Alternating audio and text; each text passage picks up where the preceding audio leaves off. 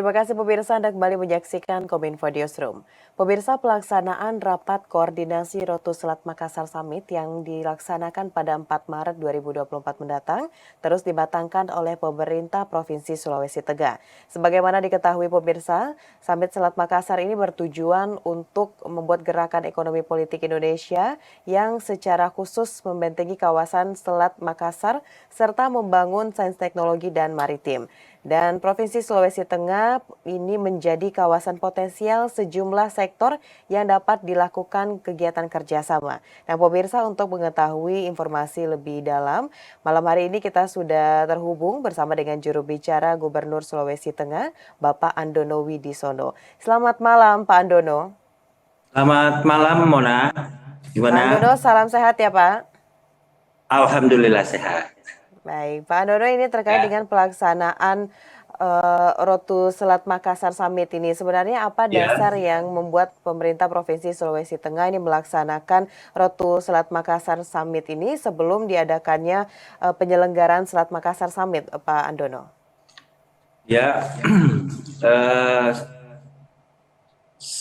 Roto Selat Makassar Summit ini tidak lain adalah prakondisi kita menuju Selat Makassar Summit.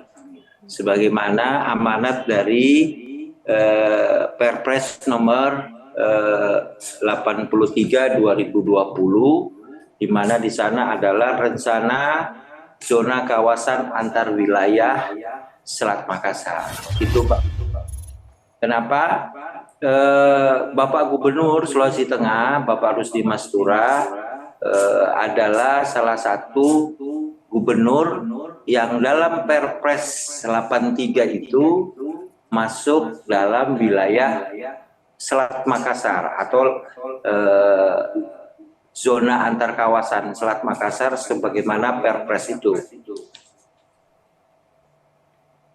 Ya.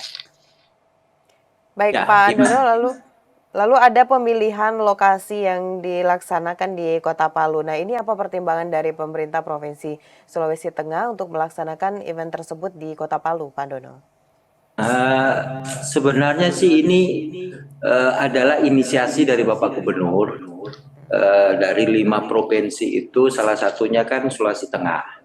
Ini inisiasi dari Bapak Gubernur. Bagaimana Selat Makassar, konferensi tingkat tinggi Selat Makassar itu kita mengusulkan untuk di Palu.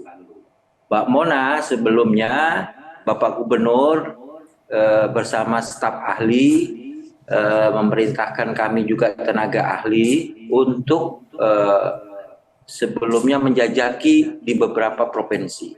Kita sudah ke Makassar, ke KPRS, kita juga sudah ke Manado dengan pemerintah Provinsi Sulawesi Utara, bahkan kita juga sudah ke Kalimantan. Ya. Seluruh kawasan itu merespon baik inisiasi Bapak Gubernur Rusdi Mastura. Jadi ini adalah inisiasi aja gitu dari Bapak Gubernur Sulawesi Tengah karena melihat betapa pentingnya Selat Makassar di pergeseran ibu kota negara sekaligus Indonesia Emas 2045. Nanti saya jelaskan apa filosofinya sampai kita kepingin Selat Makassar itu menjadi pintu ekonomi Indonesia Emas 2045. Gitu Mbak Mona. Baik, berarti dari Bapak Gubernur Provinsi Sulawesi Tengah sendiri ini sudah melakukan koordinasi dengan 4 gubernur lainnya atau 5 gubernur begitu Pak ya, mohon diralat kalau ada kesalahan. Nah lalu setelah adanya koordinasi tersebut Pak Andono, apa target yang benar-benar ingin dicapai oleh Sulawesi Tengah dan juga provinsi lainnya yang telah kita lakukan koordinasi pelaksanaan Selat Makassar Summit ini Pak? Ya, saya ingin jelaskan dulu ya. Selat Makassar ini adalah salah satu selat di Indonesia yang dilalui oleh pelayaran cukup tinggi. Selat Malaka itu 122.000 per tahun. Selat Sunda itu 56.000 per tahun. Selat Makassar sendiri itu 36.000 per tahun. Potensi ini Mbak sebenarnya sangat kita lirik, ya maksud saya Sulawesi Tengah yang melirik bahwa ini sebagaimana peraturan Presiden nomor 83 itu, Bapak Presiden Jokowi mengamanatkan, ada clue di situ bahwa zona antar kawasan di Selat Makassar ini bisa menambah pendapatan negara bukan pajak. Nah, itu filosofi di Perpres itu. Inilah yang ditangkap oleh Bapak Gubernur kami, Bapak Rusdi Mastura, sehingga bagaimana memaksimalkan potensi Selat Makassar sebagaimana Perpres 83 itu ada 5 provinsi. Provinsi Sulawesi Tengah, Provinsi Sulawesi Barat, Provinsi Sulawesi Selatan, Provinsi Kalimantan Timur, dan Kalimantan Selatan. Itu Mbak Mona. Baik, itu tadi adalah beberapa hal yang ingin dicapai dan Bapak tadi sudah menjelaskan betapa pentingnya pelaksanaan event ini dilakukan pada tahun 2024 ini. Baik. Pak Andono, apakah pengelolaan kawasan Selat Makassar ini mendukung juga untuk pendapatan negara bukan pajak, Bapak? Kalau misalnya iya, itu seperti apa contohnya dan bisa dijelaskan juga nih Pak kepada pemirsa JPR TV? Ya gini, di Perpres 83 itu jelas Bapak Presiden mengamanatkan agar zona antar kawasan Selat Makassar itu dapat menambah pendapatan negara bukan pajak. Nah, salah satunya yang sudah saya sebut tadi itu adalah potensi arus pelayaran, Mbak Mona, ya di sana. Itu Selat Makassar itu 36.000 per tahun. Bayangkan Mbak Mona, selama ini itu hilir mudik kapal yang melewati Selat Makassar, jumlahnya itu 36.000 kali, tidak satu pun memberi kontribusi kepada negara. Nah, ini apabila dikelola, dioptimalkan potensi Selat Makassar ini, saya ambil kecil aja. Kalau 1 ton itu kita bebani biaya 6 juta, maka setahun dari 36.000 kali itu, pendapatan negara bukan pajak itu 7 triliun. Berapa kapal yang lewat? Kan nggak mesti itu kapal itu hanya 10 ton satu kali lewat, nggak. Biasa itu lebih dari 20 ton, 40 ton sampai sekian. Bayangkan kalau kita kalikan itu, di atas 7 triliun. Saya ambil rata-rata kecil aja itu 7 triliun. Itu hitung-hitungan Bapak Gubernur Sulawesi Tengah. Olehnya itu perlu Perpres 83 ini segera kita aplikasikan, kita mengundang seluruh bapak-bapak gubernur di 5 provinsi itu dalam sebuah konferensi besar di Palu. Itu Mbak.